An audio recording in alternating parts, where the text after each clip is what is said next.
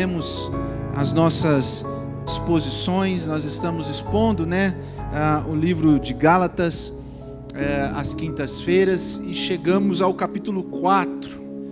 Hoje nós veremos até o versículo 7, do 1 ao versículo 7. Vamos dar como é um capítulo grande, então a gente vai dar uma explorada um pouquinho mais nele. E hoje nós ficaremos nos 7 primeiros versículos. Paulo, então, agora, depois, os irmãos que acompanharam as últimas exposições viram que Paulo trouxe um discurso mais duro a partir do capítulo 3, quando ele chama os Gálatas de insensatos, estavam sendo enfeitiçados, estavam sendo ludibriados, por judaizantes, judeus que haviam se convertido ao cristianismo e estavam tentando, de alguma forma, introduzir as leis cerimoniais para os cristãos. E Paulo, então, no capítulo 3, dá aquele discurso duro, chamando de insensatos quem havia os fascinados, a ideia de fascínio ali, a ideia de enfeitiçados. E agora, no capítulo 4, Paulo começa a discorrer a ideia do capítulo 4 até o capítulo 6. Paulo vai começar a discorrer qual é o seu propósito ao chamar a atenção dos Gálatas, qual é a ideia da nossa conversão, daquilo que Cristo fez por nós. E ele então vai nessa parte que nós vamos ler hoje, falar sobre a filiação em Cristo. O tema que eu dei é acolhidos na família de Deus. Então, Gálatas capítulo 4 diz assim: digo, pois, que durante o tempo em que o herdeiro é menor, em nada difere de escravo, posto que ele é senhor de tudo, mas está sob tutores e curadores até o tempo pré-determinado pelo Pai. Assim também nós, quando éramos menores, estávamos servilmente sujeitos aos rudimentos do mundo. Vindo, porém, à plenitude do tempo, Deus enviou seu Filho, nascido de mulher, nascido sob a lei, para resgatar os que estavam sobre a lei, a fim de que recebêssemos a adoção de filhos.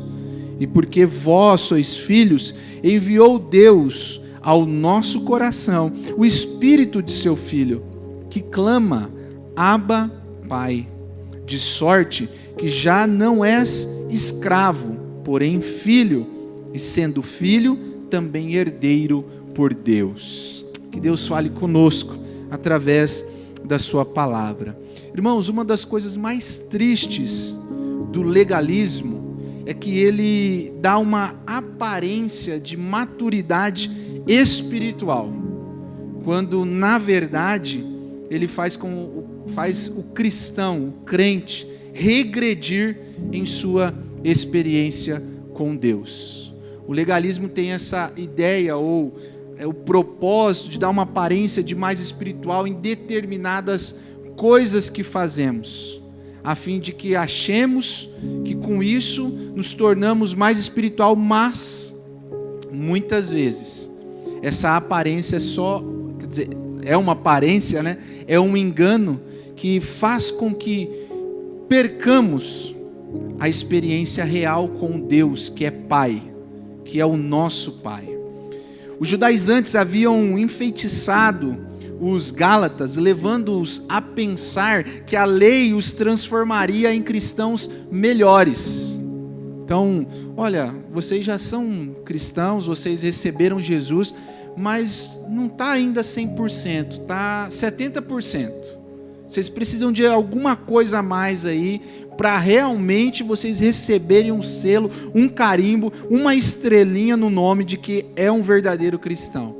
E com isso, os judaizantes estavam os fazendo, principalmente voltar à circuncisão, guardar dias e se abster de certas refeições. A velha natureza, ou o legalismo, dos judaizantes, os atraía para a lei, pois isso fazia com que eles medissem os seus resultados exteriores. É a grande condenação de Jesus aos escribas e fariseus, porque eles achavam que eles com aquelas alta performance deles, eles estavam ganhando os céus. E Jesus várias vezes diz: ai de vocês, escribas e fariseus. Lembra eu citei no sermão passado, mas a parábola do fariseu e do publicano, ele bate no peito e diz: eu dou o dízimo 2 vezes. Não era exigido isso na lei, mas ele estava mostrando a sua performance, estava mostrando o tanto que ele era melhor que os outros, guardando a lei mais do que os outros. Olha só. Então, o legalismo, ela tem essa ideia. O legalismo, ele atrai as pessoas porque dá um senso de controle. Estou controlando. Olha, tá vendo? Eu estou fazendo certinho porque eu guardo tal dia, porque eu não como tal refeição, porque eu não visto determinada roupa, porque eu faço determinada coisa. Ou seja, dá a ideia de que você está performando na sua fé espiritual e muitas vezes se afastando da verdadeira experiência com Deus. E os judaizantes, ao avaliar a si mesmo e as suas obras, eles sentiam-se realizados e, sem dúvida, orgulhosos. Pensavam que estavam avançando, quando na verdade estavam regredindo. E Paulo procura convencer os gálatas de que eles não precisam de legalismo a fim de viver a vida cristã. Eles não precisam de outra coisa, eles não precisavam de outra coisa, e assim também nós não precisamos de outra coisa a não ser Jesus Cristo. E é isso que Paulo começa a trabalhar a partir do capítulo 4 aqui. Ele vai dar essa ênfase, que em Cristo nós deixamos a escravidão e passamos para a filiação. Essa é a grande ideia de Paulo, onde ele vai trabalhar a partir de agora, nesses 3 últimos capítulos de Gálatas. Então Paulo, nesse trecho que nós lemos, ele lembra 3 fatos importantes aos Gálatas e a nós também. O primeiro fato que Paulo vai lembrar é o que nós éramos. O que éramos? Versículo 1 ao versículo 3, Paulo vai dizer: Digo, pois, que durante o tempo em que o herdeiro é menor, em nada difere de escravo, posto que ele é senhor de tudo, mas está sob tutores e curadores até o tempo pré-determinado pelo Pai. Assim também nós, quando éramos menores, estávamos servilmente sujeitos aos rudimentos do mundo. Então Paulo vai mostrar nesse argumento dele 3 fatos importantes. O primeiro é: quem éramos? Quem vocês eram? Eram crianças sujeitas ao aio. Lembra? Ele está, na verdade, continuando a argumentação dele do capítulo 3. O aio era o pedagogos, né? O pedagogo era aquele escravo que era colocado para cuidar das crianças até a idade da maturidade. Não só cuidando da educação, mas também disciplinando, colocando na linha, levando no trilho ali, colocando as regras. E Paulo vai dizer que éramos, ou os Gálatas e nós também, éramos diante da lei como essas crianças. E é interessante que aqui ele usa como escravo. Éramos escravos, porque ele fala no versículo 1, esta criança, mesmo sendo herdeiro, quando está sujeito a este aio, ao pedagogo, nada difere dele, nada difere do escravo. Estávamos sujeitos, escravos a uma condição. Esta era a situação espiritual do povo de Israel na era da lei. A lei era o pedagogo que estava disciplinando o povo de Deus e preparando-os para a vinda do Cristo. É o que Paulo argumenta em Gálatas 3, do 23 ao 25. Ela serve para mostrar quem nós éramos, o que nós fazemos, o que o pecado revela. Ela serve para mostrar Cristo que viria. A ideia que a lei serviu como um trilho, é o que Paulo está mostrando, uma direção, um apontamento da nossa condição pecadora diante de Deus. Então Paulo começa argumentando isso, mostrando que nós éramos escravos. E a lei torna o pecado conhecido. Paulo fala em Romanos 3:20, pela lei vem o pleno conhecimento do pecado. Romanos 4:15, onde não há lei, também não há transgressão. E o texto clássico de Paulo, Romanos 7, onde ele diz: que diremos, pois? É a lei pecado? De fato, de modo nenhum. Mas eu não teria conhecido o pecado senão por intermédio da lei. Pois não teria eu conhecido a cobiça se a lei não dissera, não cobiçarás. Paulo está mostrando que éramos crianças sujeitos à lei, porque a lei estava nos mostrando a realidade do nosso pecado, da nossa situação. Nós outrora estávamos sujeitos ao pecado, ou cometíamos o pecado, e a lei ela vem para nos lembrar disso, porque como Paulo disse, se eu não soubesse que a cobiça era pecado, então não é, para mim estava tranquilo, porque a lei ela mostra a transgressão, ela mostra o pecado, e Paulo está mostrando que antes da vinda de Cristo, a revelação final de Deus, o povo de Deus estava sujeito aos rudimentos do mundo. A ideia aqui de rudimento, segundo o teólogo Warren Wiersbe, é um termo utilizado para princípios fundamentais. Era a ideia do ABCD da lei de Israel, a lei da lei.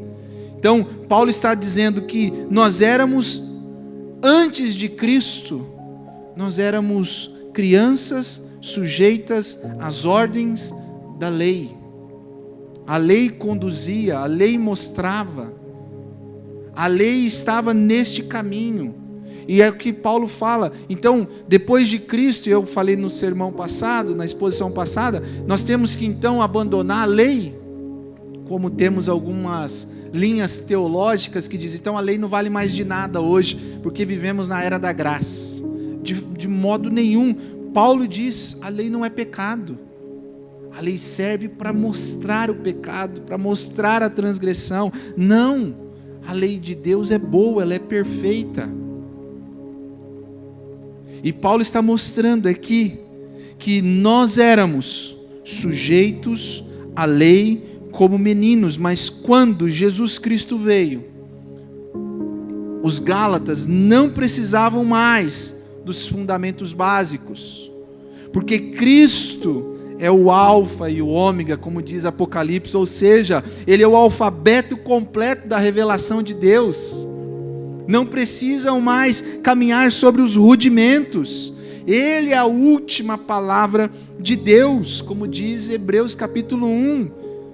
Havendo Deus outrora falado muitas vezes, de muitas maneiras aos pais, pelos profetas, nesses últimos dias, nos falou pelo Filho, a quem constituiu o herdeiro de todas as coisas. Paulo então mostra, primeiro ponto, a partir dessa filiação em Cristo Jesus, na família de Deus, através de Cristo Jesus, ele vai apontar para os Gálatas o que eles eram, onde eles estavam. Escravos, encarcerados, como foi o termo utilizado na exposição passada, estavam encarcerados nessa lei. Mas aí ele apresenta o segundo ponto. O que Deus fez?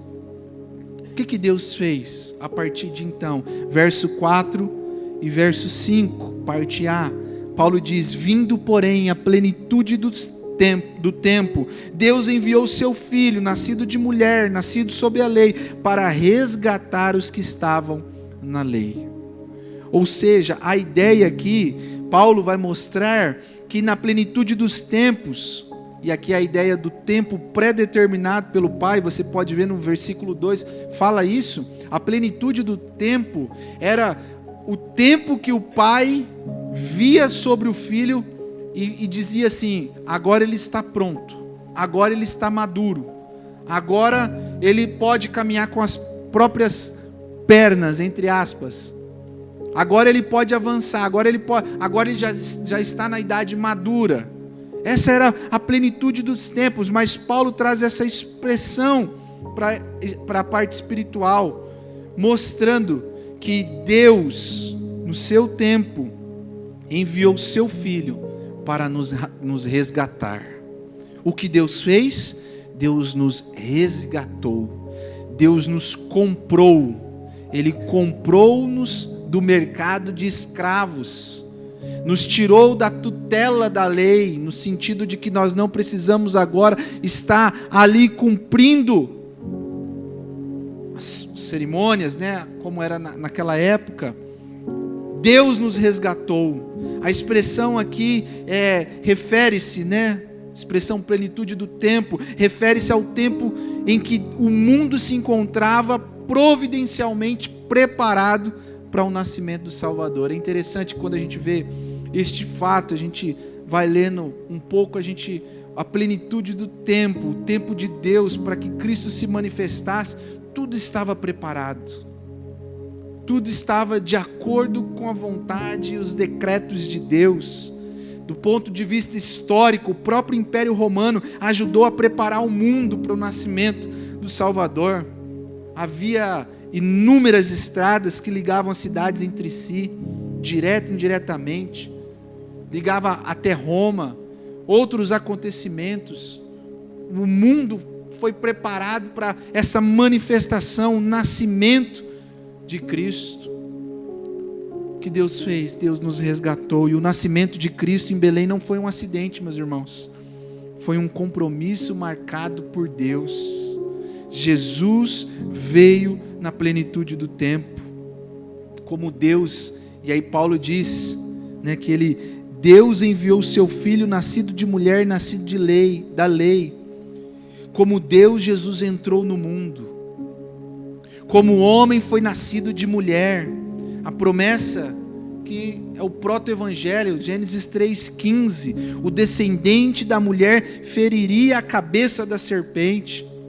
Jesus cumpriu a promessa, Mateus 1,20, diz: José, filho de Davi, não temas receber Maria, tua mulher, porque o que nela foi gerado é do Espírito Santo. Ela dará à luz a um filho, e lhe porás o nome de Jesus, porque ele salvará o seu povo dos pecados deles. O que Deus fez? Deus enviou o seu Filho para nos resgatar, para nos comprar do mercado de escravo. É isso que significa o termo resgatar, comprar. Cristo pagou um alto preço nessa compra, suficiente para redimir o seu povo. Precioso sangue, como de cordeiro sem defeito e sem mácula, o sangue de Cristo, como Pedro diz na sua primeira carta, no capítulo 1 e no versículo 19. Ao derramar o seu sangue na cruz, Cristo comprou-nos para que pudéssemos ter liberdade.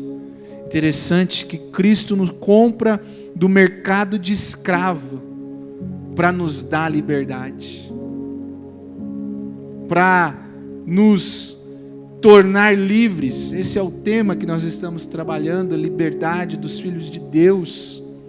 Essa é a ideia que Paulo vai trazer agora, a partir deste capítulo, mostrando: olha, vocês estão presos, vocês não estão vivendo aquilo que Deus quer que vocês vivam, vocês não estão usufruindo daquilo que Deus quer que vocês tenham, usufruam.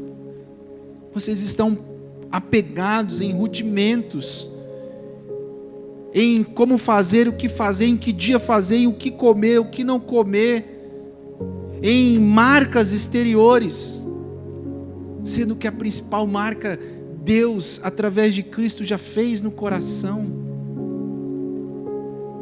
O que Deus fez? Deus nos resgatou. Esse foi o segundo ponto do argumento de Paulo.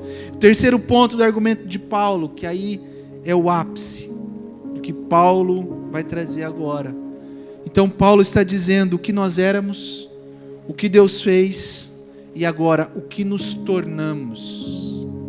Versículo 5, a partir da parte B diz: a fim de que recebêssemos a adoção de filhos, e porque vós sois filhos, enviou Deus ao nosso coração o espírito de seu Filho que clama, Abba, Pai. De sorte que não és escravos, porém filho, e sendo filho também herdeiro por Deus. O que nós nos tornamos? Nós nos tornamos filhos. Paulo então chega ao ápice da sua argumentação. Toda aquela chamada de atenção aos Gálatas, tudo aquilo que ele disse no começo, olha, se um anjo vindo do céu pregar outro evangelho, seja anátema. Gálatas, quem enfeitiçou vocês? Porque vocês estão andando na insensatez. Vocês viram Cristo crucificado. O evangelho, quando chegou até vocês, foi um evangelho poderoso, um evangelho que manifestou milagres no meio de vocês. Toda essa braveza de Paulo era para chegar aqui e dizer, olha, vocês estão perdendo o melhor. Vocês estão, como filhos, querendo voltar a ser servos. Deus, através de Cristo, os trouxe para a família, os acolheu na sua família. Então agora vocês são filhos, pela adoção. É por isso que Paulo estava indignado. Eles estavam trocando a grande bênção, irmãos, de serem chamados filhos de Deus, para voltarem aos rudimentos do mundo. Deus enviou o seu Filho para morrer por nós. E Deus, o Filho, enviou o Espírito para habitar em nós. Estes Gálatas estavam igual o filho pródigo. Se o meu pai me aceitar como servo. Eles desejavam que Deus os aceitasse como servos, quando na verdade eles eram filhos. Essa era a indignação de Paulo. Vocês estão perdendo o melhor. Vocês estão querendo fazer as coisas pela força do braço de vocês e perdendo a experiência de um pai para com o filho. O filho tem um pai, o servo tem um senhor. É isso que Paulo está mostrando. Nenhum servo pode chamar o seu senhor de pai. Quando o pecador crê em Cristo, recebe dentro de si o Espírito Santo, e o Espírito lhe diz que ele é filho do Pai. Romanos 8,16. O próprio Espírito testifica com o nosso espírito que somos filhos de Deus. O filho obedece por amor, o servo obedece por medo. É o que Paulo está mostrando. O Espírito opera no coração do que crê, de modo a despertar e aumentar o seu amor por Deus. Gálatas 5,22. O fruto do Espírito é o amor. Romanos 5,5. Porque o amor de Deus é derramado em nosso coração pelo Espírito Santo. Os judaizantes diziam aos Gálatas que o caminho para se aperfeiçoarem em sua fé cristã era a sujeição às leis cerimoniais, a lei mosaica. Mas a lei jamais produz obediência. Isso é fato. Pega uma rodovia, está lá 60, você não anda 60, está a 40, você não anda 40, mas se tiver radar à frente, a gente coloca o pé no freio, porque a lei, ela serve para trazer medo. É isso que Paulo estava argumentando.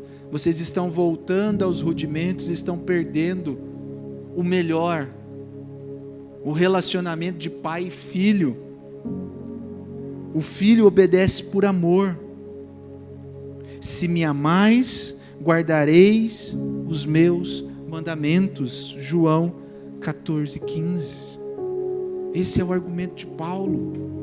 Paulo está mostrando, olha, vocês estão voltando, vocês estão desfazendo aquilo que eu preguei. Nós vamos ver nas próximas exposições, Paulo chega a dizer, eu receio que eu tenha trabalhado em vão, que eu tenha pregado em vão, que eu tenha estado com vocês em vão, porque vocês estão desfazendo, regredindo daquilo que vocês ouviram, daquilo que foi pregado.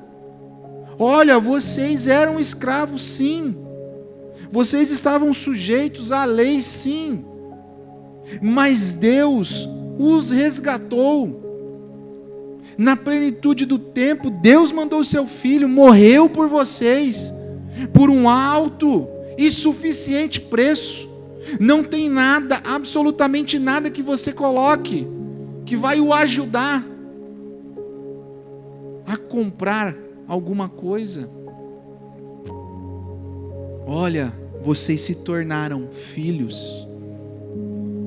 A adoção.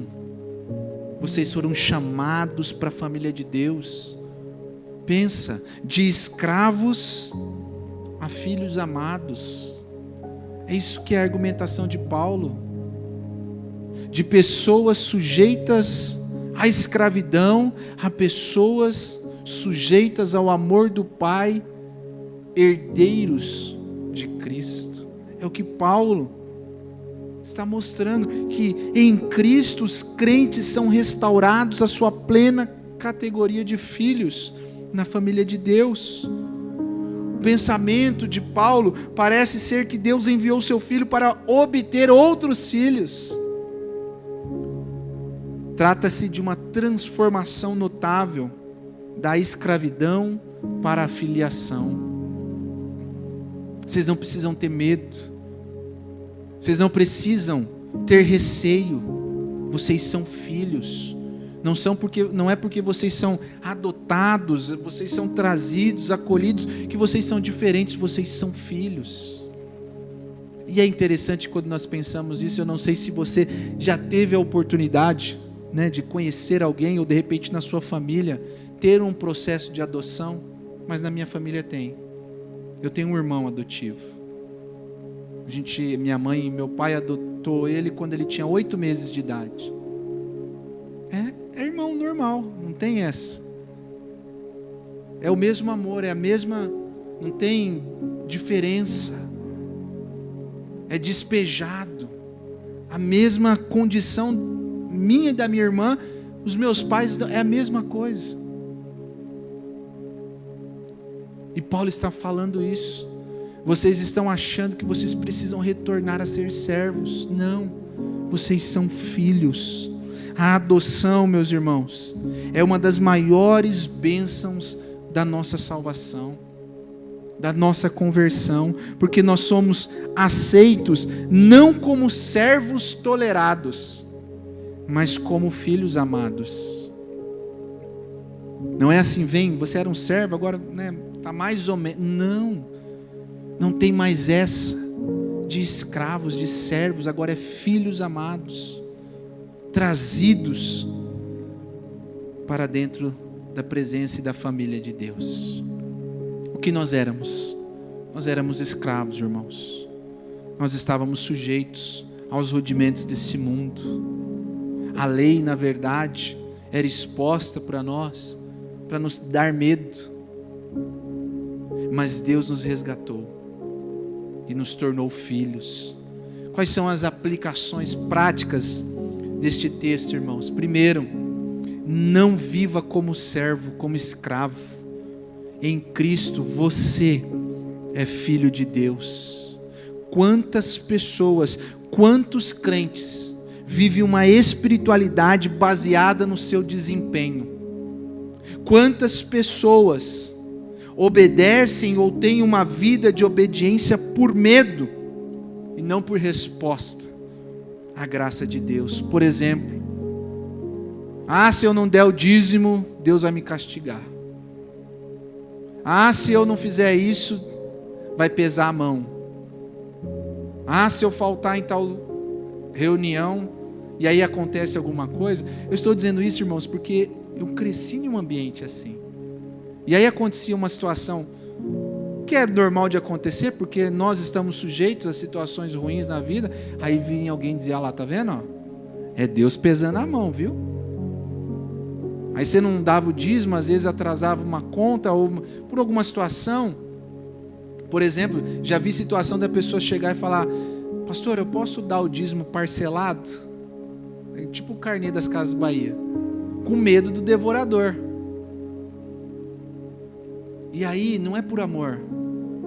Entende? Esse é o ponto que Paulo está chegando aqui. E a aplicação para nós também.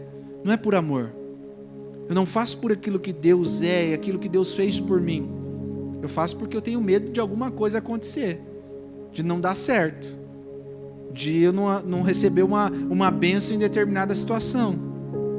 E aí, irmãos, muitas pessoas perdem essa experiência paterna do relacionamento com Deus, do que o Evangelho é de fato para nós, e vivem as suas vidas cristãs baseada no medo, baseado na barganha. Se eu fizer, Deus faz. Se eu dar, Deus me prospera. Se eu lançar semente, e isso. E aí quando não acontece, aí muitas vezes, é falta de fé, ou Deus não está olhando para mim. Paulo estava dizendo isso para os Gálatas. Vocês estão querendo voltar aos rudimentos, a praticar coisas para tentar mostrar o desempenho para Deus, e vocês não precisam, porque nada, absolutamente nada que vocês fizerem os ajudarão na obra que Cristo fez por vocês. Vocês não conseguem colocar uma vírgula naquilo que Cristo fez, porque o sacrifício dele foi suficiente. 2, lembre-se, você foi resgatado, comprado do mercado de escravo, por um alto e suficiente preço. É isso que Paulo traz. Não queira acrescentar algo na obra que Deus realizou por meio de Cristo. Acrescentar algo à cruz é, na prática, negar a suficiência de Cristo.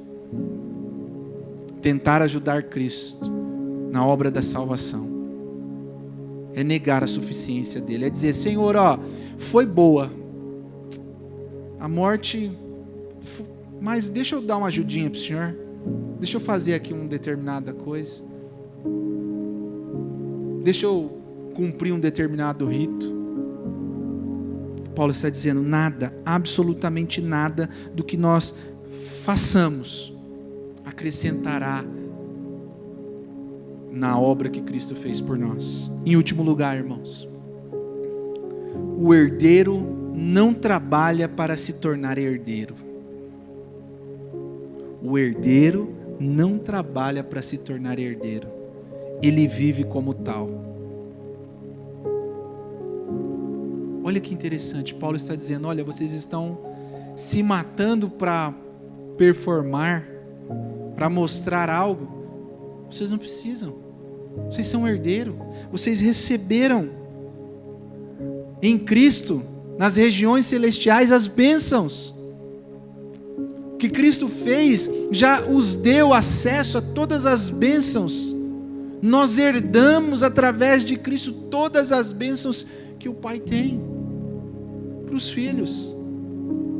O herdeiro não precisa trabalhar para se tornar herdeiro, para mostrar alguma coisa. Ele vive, ele sabe que aquilo que o Pai tem também é dele. É a parábola do filho pródigo, é o que o pai fala para o filho, o mais velho agora, que queria mostrar ao pai o seu desempenho. Eu trabalho há tanto tempo, eu faço tantas coisas, e o Senhor nunca deixou eu fazer um churrasco com os meus amigos, com a melhor carne. Aí o pai diz: filho, o que eu tenho é tudo, o que é meu é seu. Você está tentando mostrar desempenho, mas é seu, é tudo seu. Nossa esperança, meus irmãos, não está no que fazemos, mas no que Cristo fez, no que o Pai declarou e no que o Espírito Santo confirma. É o que Paulo fala. E porque vós sois filhos, enviou Deus ao nosso coração o Espírito de seu Filho, que clama: Abba, Pai. Que nós possamos, irmãos, viver a nossa vida como filhos de Deus. Viver um evangelho genuíno, aproveitando a paternidade de Deus, a experiência de filhos de Deus. E não um evangelho à base de troca, à base de barganha, à base daquilo que eu faço para receber de Deus. Não. Você já recebeu. Você já é um filho. Amém, meu irmão? Deus te abençoe. Vamos nos colocar de pé. Quero orar. Agradecendo a Deus mais esse culto. Deus abençoe. Vamos orar. Pai, obrigado. Obrigado pela graça do Senhor. Obrigado pela tua misericórdia que nos alcançou neste dia. Obrigado, Senhor, porque através da tua palavra nós podemos enxergar, nós podemos ver, é explicitamente colocar diante dos nossos olhos que nós éramos escravos, sujeitos aos rudimentos deste mundo, mas um dia aprouve o Senhor enviar o seu Filho, Filho amado, unigênito, para nos resgatar, morrer por nós, pagar um alto preço com o seu sangue, nos resgatar do mercado de escravos, e não só nos resgatar de lá, Senhor, mas nos colocar o anel no dedo, colocar-nos uma capa e nos fazer filhos do Senhor. Obrigado, porque nós somos, através de Cristo, adotados na família de Deus. E não só isso, mas nós partilhamos e recebemos das bênçãos espirituais que o Senhor conquistou para nós. Ajude-nos, ó Pai, a entendermos essa verdade, a entendermos essa doutrina da adoção e caminharmos o Evangelho com o Senhor como Pai. O Pai que está ao nosso lado, o Pai que está com a mão dada ao Filho, o Pai que está com o Filho, amando e partilhando das suas coisas. Nos ajude, Senhor. Não deixe que o nosso coração se engane com performance humana, com ritos humanos, com barganhas humanas. Não deixe, Senhor, que o nosso coração caminhe para um lado de servir ao Senhor por medo e não por amor. Nos ajude, Senhor. Nos ajude a entendermos esta verdade, que nós somos filhos do Senhor, filhos de Deus e co-herdeiros em Cristo. Oramos com fé, no nome de Jesus. Amém.